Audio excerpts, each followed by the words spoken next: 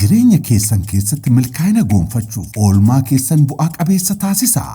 Guyyaan tokkoon isaa bu'aa qabeessa akka ta'uuf ganama keessan miidhagsaa.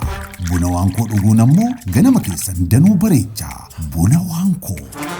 Eebba dachee magariisa biyya keenyaa handhuura bosona lalistuu Oromiyaa keessaa kan argame. Ogummaadhaan ooyiruu qonnaan bulaarraa funaanamee siinii yookaan finjaala keessan kan qaqqabe. Buna qulqulluu waankoo. Of eeggannoodhaan kaawwamee tumamuudhaan fayyadamaaf akka mijatutti sadarkaa saamsa garaagaraa kiiloo ruubirraa kaasee amma kiiloo tokkootti kan isiniif qophaa'e. Buna waankoo teessoon naannoo Oromiyaa magaala Ganaanee fi buufata xiyyaara Finfinnee terminaala lamaan akkasumas gamoo Miikiyoor Pilaazaa naannoo Laanchaa fi gamoo Baankii Awaash naannoo Lidataatti argama.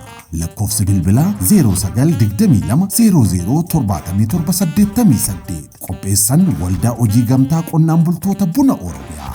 Buna waankoo.